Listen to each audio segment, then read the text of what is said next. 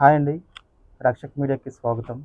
The great legendary Sunil Kumar Reddy గారు ఎన్నో సినిమాలు తీసి సూపర్ హిట్లు ఇచ్చారు. ఇప్పుడు ప్రత్యేకంగా ఆయనతోనే మనం సినిమా గురించి వివరాలు తెలుసుకుంటున్నాం. Hi sir. Hi. Sir, cockroach cinema trailer release అయిందండి, చూసాం. అసలు ముందు సినిమాలకి ఇప్పుడున్న ఈ ట్రైలర్కి చాలా వేరియేషన్ వచ్చింది సార్. ఎంతంటే ఒక హాలీవుడ్ మూవీని మన లాంగ్వేజ్ మారిస్తే హాలీవుడ్లో అంత క్రైమ్ చూపించారు అంత సినిమాలో. ఏం సార్ దాని గురించి వివరాలండి?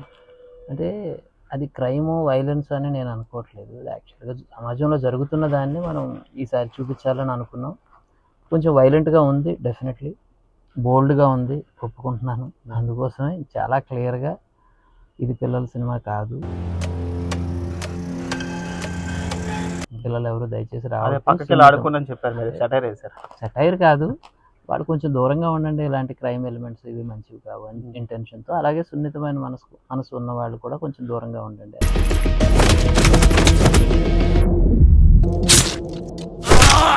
ప్లస్ కొన్నిసార్లు నిజాన్ని భరించడం చాలా కష్టం.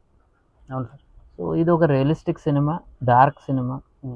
ఈ గాజువాకలో జరిగిన ఎన్నో రియల్ స్టోరీస్ని తీసుకొని నేను ఈ కథని తయారు చేయడం జరిగింది. It's actually it is not my story, it is people story, rather జనం నుంచి నాకు వచ్చిన స్టోరీయే తప్ప.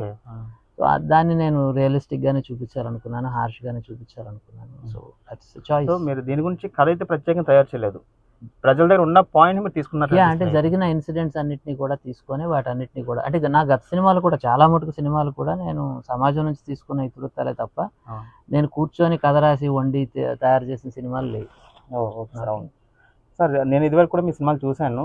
సినిమా అంతా ఒక ఎంటర్టైన్మెంట్ ఇస్తే సినిమా క్లైమాక్స్లో నిజంగానే ఒక మంచి పాయింట్ని మీరు రివీల్ చేశారు. దానికి టీనేజ్ అనేది చాలా మార్పు కోసం ఉపయోగపడే సినిమానే అని. ఇప్పుడు ఈ కాక్రోచ్ సినిమా అసలు మీరు పోస్టర్లో కూడా ఓన్లీ కాక్రోచ్ అంటే పొద్దుగానే చూపించారు, ఇంకా ఎవరిని రివీల్ చేయలేదు సార్. కానీ ట్రైలర్లో మాత్రం చూస్తే చాలా ఇబ్బంది పెట్టేటట్టుగా ఉంది. బట్ మరి సెన్సార్ ఎలా చెప్పింది సార్? సెన్సార్కి టైం పట్టిందండి. సెన్సార్ని చాలా కన్విన్స్ చేయాల్సి వచ్చింది. సెన్సార్ని వాళ్ళు ఆ కాన్ఫిడెన్స్ క్రియేట్ అయిన తర్వాత ఓకే అనుకొని చాలా తక్కువ మినిమల్ కట్స్ తోటి ఏ సర్టిఫికేట్ మాకు ఇచ్చారు. I'm very happy. ఎందుకనంటే ఇప్పుడు సినిమా అన్నది చాలా ముందుకు వెళ్ళిపోయింది. ఓటీటీ పుణ్యమా అని కానివ్వండి, లేకపోతే ఆడియన్స్ వరల్డ్ సినిమాకి ఎక్స్పోజ్ అవ్వటం వలన రకరకాల సినిమాల ఇవి చూస్తూ ఉన్నారు. అండ్ అది గురించి నేను కూడా అపీల్ చేస్తూ ఉన్నాను. చిన్నపిల్లలు చూస్తే ఇబ్బంది అవుతుంది అనే భయం వాళ్ళు ఎక్స్ప్రెస్ చేసినప్పుడు definitely it is an adult film అండి. 18+ వాళ్ళు ఏం కావాలి అనే ఎంటర్టైన్మెంట్ వాళ్ళు చూస్ చేసుకుంటారు కాబట్టి వాళ్ళకి నచ్చిన ఎంటర్టైన్మెంట్నే వాళ్ళు వస్తారు. అందుకే నేను కాషన్ కూడా ఇవ్వడం జరుగుతుంది. Definitely there is a violence element in it. Sir, బేసిక్గా మిమ్మల్ని చూస్తే సున్నితైన మనిషిగా కనిపిస్తారు బయట, చాలా నార్మల్గా. కానీ మీ సినిమాలో అంత స్ట్రెస్ చేసి చెప్పాల్సిన పనే ఉంది సార్. మామూలుగా సున్నితంగా మీలాగే కనిపిస్తే చెప్పచ్చు కదా, జనాలు వినరన్నా? అది కాదండి, ఎందుకంటే నేను సున్నితంగా ఉండాలి అని అయితే కోరుకుంటున్నా. సమాజంలో అందరూ కూడా సున్నితంగానే ఉండాలి. వాళ్ళకి ఎలాంటి జుగుప్సాకరమైన కానీ లేకపోతే ఇబ్బందికరమైన కానీ క్రూయల్ ఇన్సిడెంట్స్ కానీ చూడాల్సి వినాల్సి రావాల్సిన పరిస్థితి రాకూడదనే కోరుకుంటున్నాను. బట్ యాజ్ ఎ జర్నలిస్ట్ ఇది జరుగుతుంది అన్నప్పుడు దాన్ని కళ్ళు మూసుకొని పక్క నుంచి వెళ్ళిపోవటం అన్నది ఆన్సర్ కాదు కదా. చెడు చూడొద్దు అని చెప్పారు, చెడు వినొద్దు, చెడు మాట్లాడొద్దు. Yes fine, I agree with that. కానీ చెడు జరుగుతూ ఉన్నప్పుడు ఎక్నాలజీ చేయకపోతే, మనం అది ఉంది అని ఒప్పుకోలేదు అనుకోండి, దాన్ని ఇంకెప్పటికీ క్లియర్ చేయం కదా. కరెక్ట్. కళ్ళు మూసుకొని పక్క నుంచి అందరూ వెళ్ళిపోతూ ఉంటారు. ఆ మురికి అలాగే ఉంటుంది, ఆ కుళ్ళు, ఆ చెత్త చెదారం, క్రైము అన్నీ అక్కడే ఉంటాయి. బట్ కానీ మనం ఇగ్నోర్ చేసి వెళ్ళిపోతూ ఉంటాం. ఎందుకంటే నేను మంచివాడిని కదా, నేను సున్నితంగా ఉండాలి కదా, నేను దాన్ని యాక్సెప్ట్ చేయకూడదు, అసలు ఉంది అని నేను ఒప్పుకోకూడదు అని. That is not the way film maker కానీ ఒక జర్నలిస్ట్ కానీ సమాజాన్ని అప్రోచ్ అవ్వాల్సిన పద్ధతి అని నా opinion. So I wanted to approach. Sir, ఒక ఫిల్మ్ మేకర్గా మీరు చాలా సినిమాలు చేశారు. యాజ్ అ ఫ్యాన్గా నేను కూడా one of the fan. And కొత్తగా వచ్చిన డైరెక్టర్స్కి మీరు నేర్పేది సార్, ఈ క్రైమ్లో నుంచి నీతిని చూపించాలి అనే ఉద్దేశం, ఇది ఒక పాయింట్ ఉంది అందులో? ఎవరైతే మెయిన్ స్ట్రీమ్ సినిమాలో రిప్రజెంటేషన్కి నోచుకోరో వాళ్ళందరి కథలు చెప్పాలండి. తెర అన్నది కేవలం కొంతమందికో లేకపోతే కొన్ని కథలకో మాత్రమే గుత్తాధిపత్యం అయిపోవటం అన్నది కరెక్ట్ కాదు. నేను గతంలో తీసిన గంగపుత్రుడు సినిమా ఫిషర్మెన్ కమ్యూనిటీ గురించి, ఎన్ని సంవత్సరాల తెలుగు సినిమాలో ఫిషర్మెన్ కమ్యూనిటీ గురించిన మెయిన్ స్ట్రీమ్ సినిమా ఏదీ లేదు. అలాగే గల్ఫ్ కార్మికులకు సంబంధించింది కానీ, వలస కూలీల మీద వలస అనే సినిమా కానీ, అండ్ అలాగే యంగ్స్టర్స్లో ఉండే ఒక క్రైమ్ ఎలిమెంట్. దీనికి ఏదో గ్లామర్ కలిసింది కాబట్టి, ఈ రొమాన్స్ క్రైమ్ కలిసింది కాబట్టి ఇది సక్సెస్ అవుతుందని, అందు గురించే నేను సినిమాలు తీస్తున్నానని ఎవరన్నా అనుకుంటే ఇట్స్ నాట్ ద పాయింట్. ఎవరైతే సొసైటీలో రిప్రజెంట్ చేయబడలేదో వాళ్ళందరి సినిమాలు చెప్పాలి అన్నది నా intention.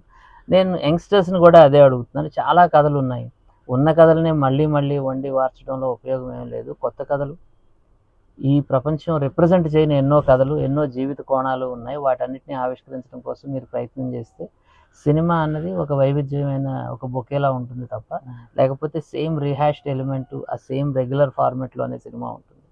That is what I wanted to say. Cockroach సినిమాకి అసలు సార్ మెయిన్ పాయింట్ అనేది ఇప్పుడు మీరు అడిగినా మీరు చెప్పరు, బట్ ఆ కాక్రోచ్ నుంచి ఎందుకు మీకు కథ తీసుకెళ్తున్నారు? అసలు మీరు చెప్పే విధానం బట్టి ఆడియన్స్ దగ్గర నుంచి మీరు కథ తీసుకున్నాను చెప్పారు, పాయింట్ తీసుకుని చెప్పారు, బట్ కాక్రోచ్ నుంచి ఎందుకు అక్కడి నుంచి తీసుకోవాల్సి వచ్చింది? అంటే కాక్రోచ్లు మన ఇంట్లోనే తిరుగుతూ ఉంటాయి, మన సమాజంలోనే తిరుగుతూ ఉంటాయి, కానీ వాటిని చూస్తేనే మనం అసహించుకుంటాం, వాటిని చంపేద్దామని ట్రై చేస్తూ ఉంటాం, కానీ వాటికి కూడా ఒక కథ ఉంది. Great great. సో అలాంటి వాళ్ళ కథ మనం రాగానే పరిగెట్టుకొని వెళ్ళి సింకులోకి దాక్కునే ఒక జీవి ఉంటుంది. అది ఎంత సర్వైవర్ అంటే ఒక అణుబాంబు పడినా కానీ బతికేస్తుంది, మనం ఎవరూ మిగలం కానీ అది మాత్రం బతకగలదు. ఎలాంటి కండిషన్లో అయినా కానీ తను సర్వైవ్ అవ్వగలదు. అలాంటి ఒక క్యారెక్టర్, అలాంటి ఒక పాతాళ లోకంలో ఉండే చాలా జీవులు ఉన్నాయి. ఆ జీవులన్నిటికి సంబంధించిన కథ ఇది. ఈ క్రిమినల్స్ కావచ్చు, లేకపోతే అడ్డు రోడ్ల దగ్గర పనిచేసే వేస్టులు కావచ్చు, ఎంతోమంది ఉన్నారండి సొసైటీలో. వాళ్ళందరి కథ కూడా నేను చెప్పాలనుకున్నాను. సో అందు గురించే కొంత బోల్డ్గా ఉంటుంది, ఎందుకంటే వాళ్ళ జీవితం అలా ఉంటుంది. So I wanted to represent that life.